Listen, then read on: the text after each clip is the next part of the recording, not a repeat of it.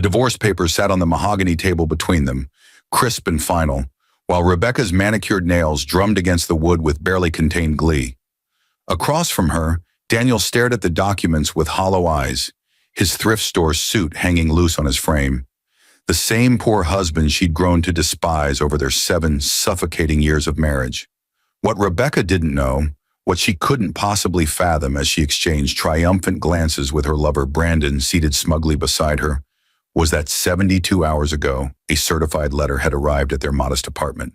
A letter Daniel had hidden in his coat pocket, a letter that announced he'd just inherited a $90 billion empire from the reclusive uncle he'd mentioned only twice in their entire marriage. The cheating wife laughed while signing the divorce papers, her signature flowing with theatrical flourish as she imagined her new life of luxury with Brandon, the successful investment banker who'd been worth everything Daniel wasn't. But when the judge adjusted his glasses and began reading the mandatory financial disclosure, a routine formality Rebecca had insisted upon to ensure she'd get her fair share of Daniel's nothing, his voice faltered mid-sentence, and the courtroom fell into a silence so profound that Rebecca's laughter died in her throat like a strangled bird. The numbers the judge read aloud seemed impossible, absurd, a mistake that would surely be corrected. Until the judge read his net worth. $90 billion, $200 million, $473,000, and Rebecca's face drained of color so completely she looked like a ghost watching her own funeral. What Daniel did next, with a calmness that bordered on supernatural, would crush her forever in ways she couldn't yet comprehend. But how had a man she'd dismissed as worthless, a husband she'd betrayed in their own bed, come to possess wealth that rivaled nations?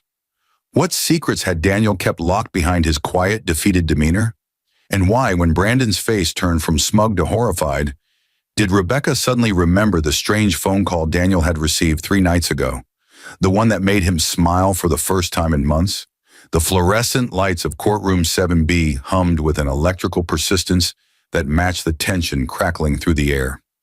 Rebecca Morrison sat with her spine straight, her designer dress, purchased with Brandon's credit card just yesterday, clinging to her curves in a way that announced victory before the battle had even concluded.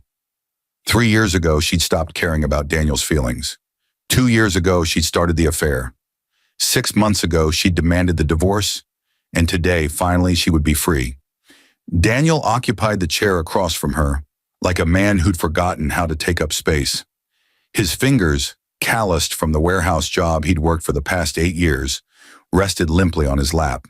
The suit he wore, the only suit he owned, had been purchased from a Goodwill store for his father's funeral 5 years prior.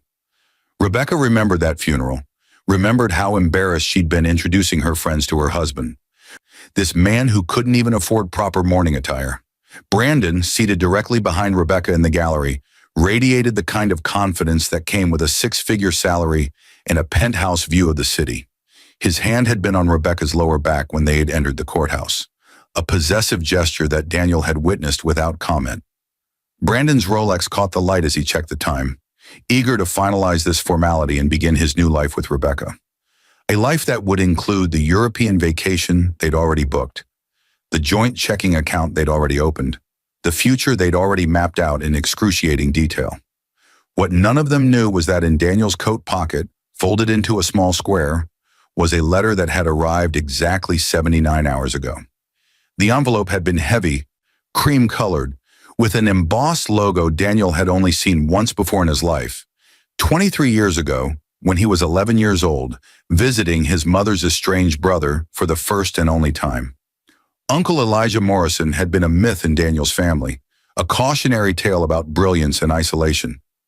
Daniel's mother had spoken of her brother perhaps twice a year, always with a mixture of regret and resentment. Elijah had left their small Illinois town at 18, with nothing but a mind for technology and a refusal to settle for ordinary. The family had lost track of him after he'd made his first million, and by the time he'd made his first billion, they'd stopped trying to reconnect. Pride, Daniel's mother had explained, worked both ways. The one visit Daniel remembered had been strange and brief. 11-year-old Daniel had accompanied his mother to San Francisco, where Uncle Elijah lived in a penthouse that seemed to float above the clouds. The man had been kind but distant, brilliant but lonely.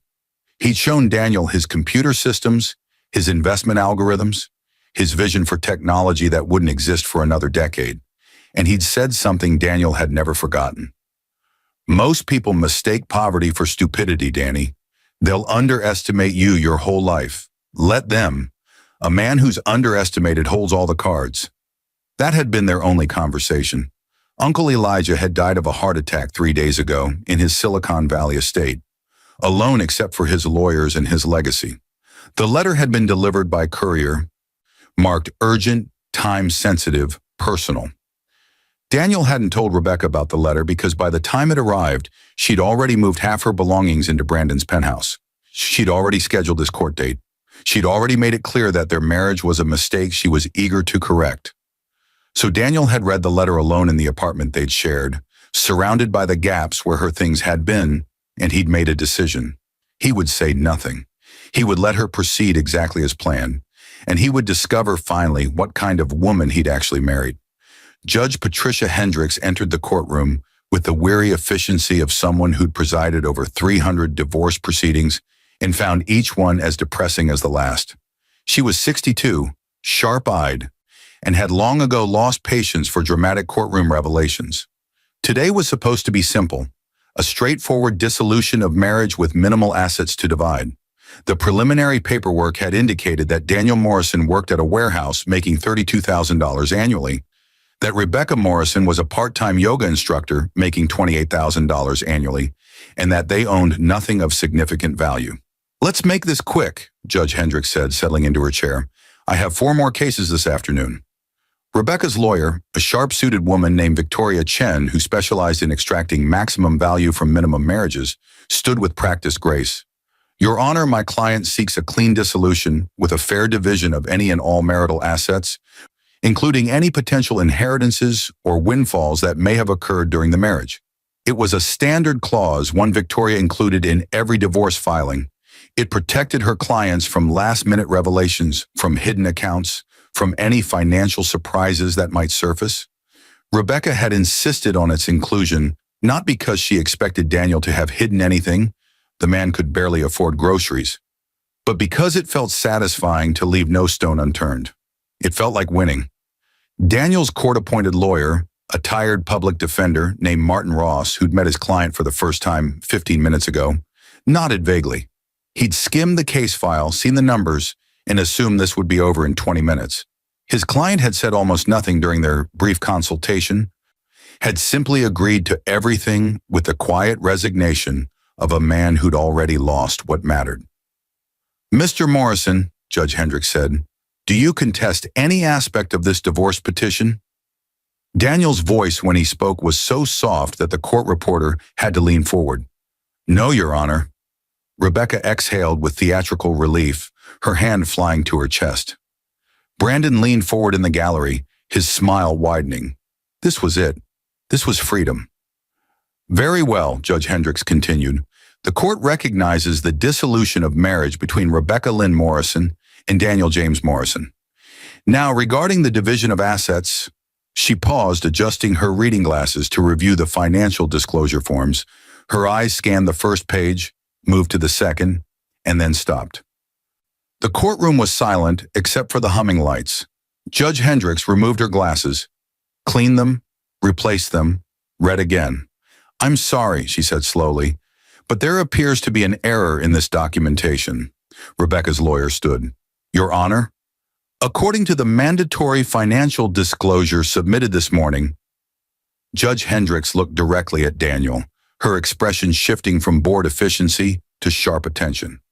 "Mr. Morrison, you're listed here as the sole beneficiary of the Elijah Morrison Trust, with assets totaling—" She paused again, as if the numbers themselves were too large to say aloud. $90,200,473,000. The courtroom erupted into chaos. Rebecca's laughter, the sound that had been building in her throat, the triumphant cackle she'd been saving for this moment, strangled itself mid-birth. Her hand, which had been reaching for Brandon's, froze in midair. Her face, which had been flushed with victory, went white as paper. "That's impossible," she whispered. Brandon's expression transformed from smug satisfaction to dawning horror in the span of 3 seconds. His mouth opened, closed, opened again. The Rolex on his wrist suddenly felt like a toy. Victoria Chen, Rebecca's lawyer, found her voice first. "Your Honor, there must be some mistake. My client was assured. The preliminary filings indicated. The preliminary filings were submitted before the inheritance cleared probate," Judge Hendricks interrupted. "According to the documentation here, Mr. Morrison inherited his uncle's entire estate 79 hours ago. The estate includes majority shares in 6 technology companies, a venture capital firm, real estate holdings in 14 countries, and liquid assets of approximately $47 billion. She looked at Daniel again, this time with something resembling respect. "Mr. Morrison, were you aware of this inheritance when you agreed to the divorce terms?" Every eye in the courtroom turned to Daniel. He sat perfectly still for a long moment, and then slowly he smiled. It was a small smile, sad around the edges, but it transformed his face entirely. "Yes, Your Honor," he said. "I was aware."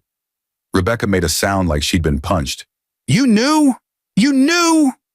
Daniel turned to look at his wife, his soon-to-be ex-wife, for the first time since entering the courtroom. His eyes, which she'd grown so accustomed to seeing filled with hurt and resignation, were clear and calm. "I received the letter 3 days ago," he said quietly. "Tuesday night. You remember Tuesday night?" Rebecca's mind raced backward. Tuesday night. Tuesday night, she'd been at Brandon's penthouse, celebrating their upcoming freedom with expensive champagne. She'd come home at midnight to collect more of her things, and Daniel had been sitting in the dark living room, fully dressed, holding something she hadn't bothered to ask about. "You were there," she whispered. "You were just sitting there."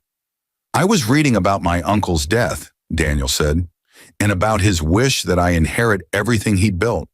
He'd been following my life, apparently, through investigators, through reports. He knew about my marriage. He knew about—" Daniel's voice caught slightly. "Everything." The words hung in the air like smoke. Brandon found his voice, though it came out strangled. "So you're telling me you're worth $90 billion? $90 billion, $200 million, $473,000, Judge Hendricks corrected. "According to the official documentation, yes." Rebecca's lawyer was frantically typing on her phone, no doubt searching for legal precedents, for loopholes, for anything that could salvage this disaster. But the clause she'd so carefully included, the one ensuring Rebecca would receive her share of any inheritances received during the marriage, had been crystal clear. Assets acquired before the final dissolution became marital property. The inheritance had cleared probate 79 hours ago. The divorce was being finalized now. By Rebecca's own insistence on that protective clause, she'd just entitled herself to half of $90 billion. Except Daniel was smiling, and that smile suggested he understood something they didn't. "Your Honor," Daniel said, addressing the judge with a calmness that seemed to fill the entire courtroom, "I'd like to present additional documentation." From his coat pocket, that same pocket where he'd kept Uncle Elijah's letter, he produced a second envelope. This one was newer, crisper, official-looking. Martin Ross, Daniel's public defender, looked as confused as everyone else. "Mr. Morrison, I wasn't informed." "I retained private counsel yesterday," Daniel explained. "This is a post-nuptial agreement, signed and notarized 8 months ago, in which Rebecca Morrison voluntarily waived all claims to any inheritances I might receive from family members." The envelope landed on Judge Hendricks' bench with a soft thump that sounded like thunder. Rebecca's mind spiraled backward 8 months, grasping for memory. 8 months ago. October. She'd been deep into her affair with Brandon by then, meeting him 3 times a week at his penthouse, spinning elaborate lies about yoga workshops and girls' nights. And Daniel had asked her to sign something. She remembered now. He'd presented her with papers one evening, explained something about protecting family assets, about his mother's wishes. She'd barely glanced at them, too distracted by a text from Brandon, too annoyed that Daniel was bothering her with paperwork when she was trying to leave. "Just a formality," Daniel had said that night, his voice soft and defeated as always. "My mother wants to ensure that if anything happens to Uncle Elijah, The estate stays in the Morrison bloodline. Rebecca had signed without reading, eager to get back to her phone, to her secret life, to everything that mattered. She remembered Daniel watching her sign, remembered thinking how pathetic he looked with his hopeful eyes and his defeated posture. Now, watching Judge Hendricks examine the post-nuptial agreement, Rebecca realized she'd been played. Daniel had known 8 months ago. Somehow, impossibly, he'd known. "This appears to be properly executed," Judge Hendricks said, a note of approval in her voice. "Signed by both parties, witnessed, notarized. Mrs. Morrison, you waived all claims to family inheritances received by your husband." "I didn't know what I was signing," Rebecca shrieked, her composure finally shattering completely. "He tricked me." "The document clearly states its purpose," Judge Hendricks replied coolly. "And you signed voluntarily, unless you're claiming you were coerced?" Rebecca opened her mouth and closed it. She couldn't claim coercion. Daniel had never raised his voice to her in 7 years of marriage, had never threatened her, had never been anything but pathetically accommodating. Everyone knew that. Her friends knew that. Her mother knew that. She'd complained about it constantly, how weak he was, how spineless, how utterly lacking in masculine authority. Daniel spoke again, his voice still quiet but carrying clearly through the shocked silence. "Your Honor, I'd like to add something to the record." "Proceed," Judge Hendricks said. 8 months ago, my mother contacted me to inform me that Uncle Elijah had been diagnosed with a terminal heart condition. She suggested I prepare the post-nuptial agreement as a precaution. I presented it to my wife and explained its purpose clearly. She was... He paused, choosing words carefully. "Distracted that evening, but she had ample opportunity to read the document. I even encouraged her to have a lawyer review it. She declined." Rebecca remembered that too now, through the fog of her panic. Daniel had suggested she show it to a lawyer. She'd waved him off, annoyed, impatient to end the conversation. "But you didn't tell me he was worth $90 billion, she screamed. "You said it was just about keeping family assets in the family. You made it sound like nothing." "I said exactly what was in the document," Daniel replied, "that any and all family inheritances, regardless of size, would remain separate property. The amount wasn't specified because Uncle Elijah's wealth fluctuated significantly based on market conditions. But the principle was clear." Victoria Chen stood abruptly. "Your Honor, my client was deceived by omission. Mr. Morrison deliberately concealed the magnitude." "He concealed nothing," Judge Hendricks interrupted. "The post-nuptial agreement is comprehensive and clear. Mrs. Morrison chose not to read it carefully. That's not grounds to invalidate it." She looked at Rebecca with something between pity and contempt. "You insisted on including a clause to capture any inheritances, and in doing so, you reminded Mr. Morrison to present the very document that excludes you from them. That's almost poetic." Brandon had gone completely silent in the gallery, his face gray, his expensive suit suddenly looking cheap. He was an investment banker, skilled at reading financial situations, and he understood exactly what had just happened. He'd calculated his future with Rebecca based on splitting whatever scraps Daniel might have, maybe walking away with $50,000 after legal fees. Now he was watching $90 billion evaporate, along with the woman who no longer offered him anything but association with massive financial humiliation. The mistress, because that's what Brandon suddenly realized he was, the male version of the other woman, the fool who'd been used, stood quietly and walked toward the courtroom door. Rebecca saw him moving. "Brandon? Brandon, wait!" He didn't wait. He didn't even look back. The door closed behind him with a finality that echoed through the room. Rebecca turned back to Daniel, her face contorting through emotions too rapidly to name. Shock, rage, disbelief, desperation. "Daniel, please, this is crazy. We can work this out. I made mistakes, but we can..." "No," Daniel said simply. The word landed like a hammer. 7 years, he continued, his voice still quiet but now carrying an edge of something darker. 7 years I worked 60-hour weeks at that warehouse.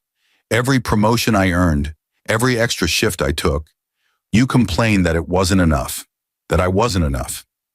Do you remember what you said on our 5th anniversary? Rebecca's face went blank. You said you'd married the wrong Morrison. You said if you'd known Uncle Elijah existed, you'd have tried to meet him instead. You laughed when you said it. You thought it was funny. The memory surfaced for Rebecca like a body floating up from deep water. She had said that. It had been a joke, a frustrated comment after Daniel had given her a cheap bracelet he'd saved for months to afford. She'd been comparing him to the lavish gifts Brandon gave her, to the life she deserved. That's when I started keeping notes, Daniel said. That's when I started documenting everything. Your late nights, your lies, your affair with Brandon, which started 7 months before you asked for this divorce, by the way. I have text messages, Rebecca. Hotel receipts. I have a video from last month. Rebecca's knees gave out. She caught herself on the table, her manicured nails scraping wood. A video, she whispered. From Brandon's building lobby, Daniel confirmed. Time stamped, showing you arriving at 9 p.m. and leaving at 7 a.m. Multiple dates. I paid a private investigator $3,000, money I'd saved for your birthday gift, to document your affair. I did this 6 months ago, right after you first mentioned divorce. Why? Rebecca breathed. Why go through all this? Daniel stood, buttoning his cheap suit jacket with careful precision. Because Uncle Elijah taught me something when I was 11 years old. He taught me that people reveal their true character when they think you're powerless. And I needed to know, Rebecca. I needed to know if the woman I married would stand by me when I had nothing, or if she'd only loved what she thought I might become. He walked toward the courtroom door, then paused and turned back. You failed that test, he said, so completely that you don't even understand what you've lost. It's not the money, Rebecca. You never had the money. What you've lost is the knowledge that you were ever capable of loving someone for who they were instead of what they had. The courtroom remained silent as Daniel left. His public defender scrambled to follow, still clutching papers he hadn't needed to present. Judge Hendricks watched the poor husband, the man who was no longer poor, who perhaps never had been in the ways that mattered, exit her courtroom with more dignity than most millionaires could muster.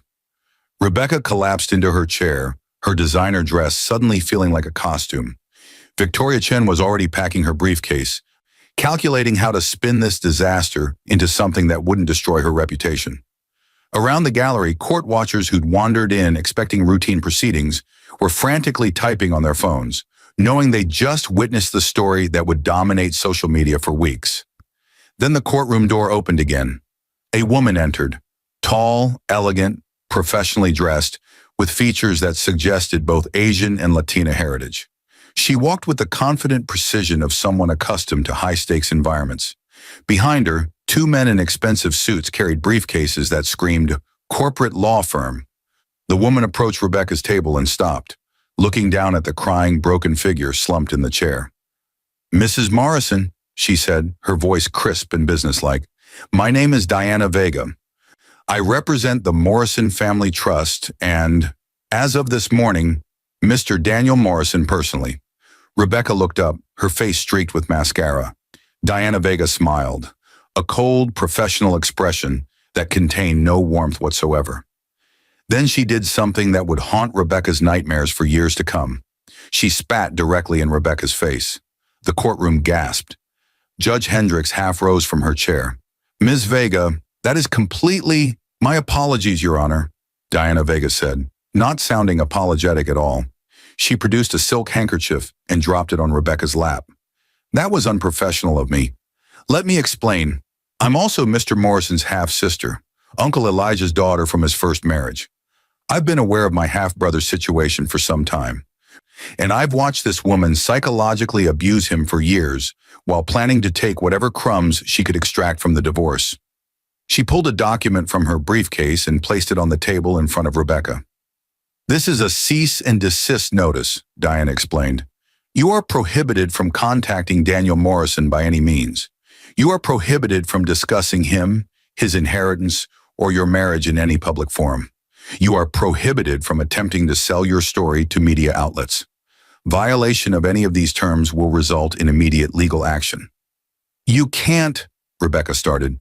"I can," Diana interrupted, "because attached to that cease and desist is a detailed breakdown of the financial damage you caused during your marriage. Credit cards you secretly opened in Daniel's name, cash advances you took from his bank account, a car lease you signed using his information. The total comes to $67,000 in debt that Daniel has been quietly paying while you've been living with your investment banker. Victoria Chen, who'd been edging toward the door, froze. We will be filing criminal charges for identity theft and financial fraud, Diana continued. The district attorney is reviewing the case now. Given that you committed these crimes while planning to divorce your victim, I'm told they're very interested in prosecution. Rebecca's face went from white to gray. I didn't. We were married. Fraud is fraud, Diana said. Marriage doesn't provide immunity.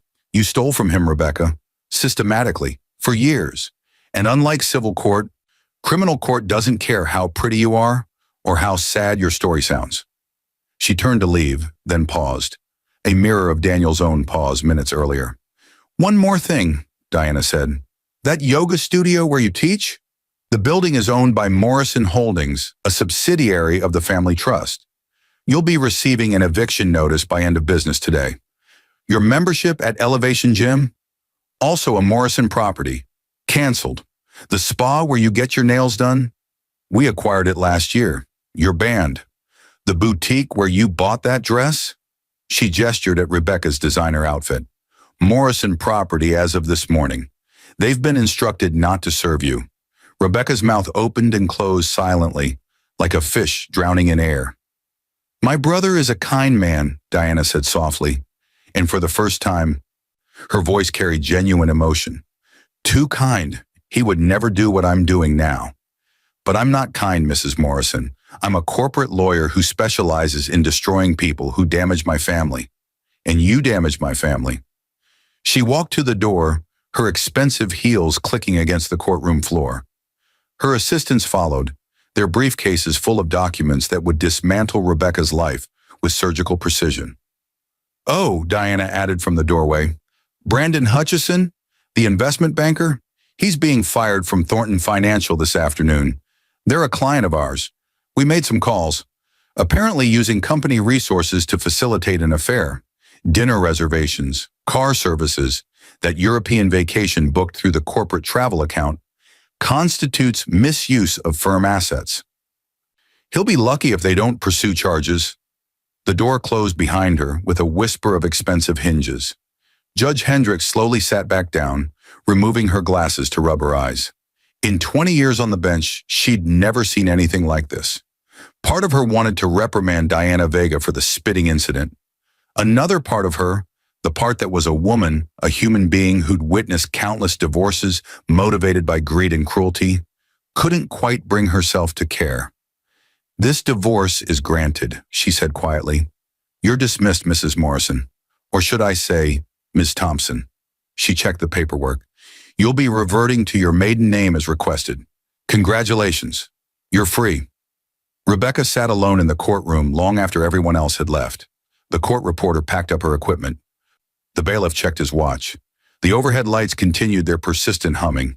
Finally, slowly, Rebecca stood. Her legs felt weak, her designer dress suddenly uncomfortable, her future a vast emptiness she couldn't begin to comprehend. She'd walked into this courtroom expecting victory and walked out with less than nothing, less than she'd started with, because now she understood exactly what she'd thrown away. Not the $90 billion, not the empire, not the wealth. She'd thrown away a man who'd loved her when he had every reason not to. A man who'd worked himself to exhaustion trying to provide for her. A man who'd absorbed her criticisms and her cruelty and her betrayal with quiet dignity. And in her greed to claim her share of his nothing, she'd forced him to reveal that his nothing was actually everything. The irony crushed her more completely than any legal consequence could. Outside the courthouse, Daniel Morrison stood in the afternoon sun, his cheap suit catching light, his posture straighter than it had been in years. A town car idled at the curb, not ostentatious, just clean and professional. Diana Vega stood beside it, her expression softening as she looked at her half-brother. You didn't have to do that, Daniel said. The spitting, the threats, that wasn't... Someone had to, Diana interrupted. You're too good, Danny. Uncle Elijah knew that. It's why he left everything to you instead of me. He said you'd do something meaningful with it, something that mattered. Daniel smiled, a real smile this time, warm and genuine. He was wrong about that. I'm splitting it with you. 50-50. I've already had the lawyers draw up the papers. Diana's eyes went wide. Danny, that's 45 billion. 45 billion. 100 million. $236,000, Daniel corrected. Give or take what the market does today. Your Uncle Elijah's daughter, Diana. You deserve it. And more importantly, I need a partner who knows what she's doing. I've been working at a warehouse for 8 years. I don't know the first thing about running an empire. Diana laughed, a sound of pure surprised joy, and hugged her brother tightly. You're going to change the world, you know that?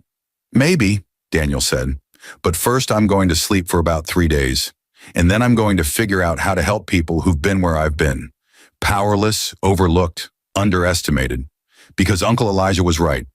People reveal themselves when they think you're powerless.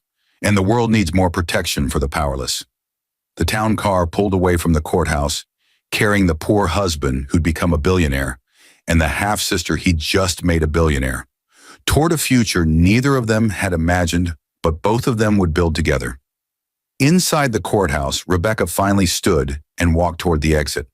Her phone buzzed, text messages flooding in as news of the divorce spread through her social circle. Her mother, her friends, everyone asking the same questions, expressing the same shock. She didn't answer any of them.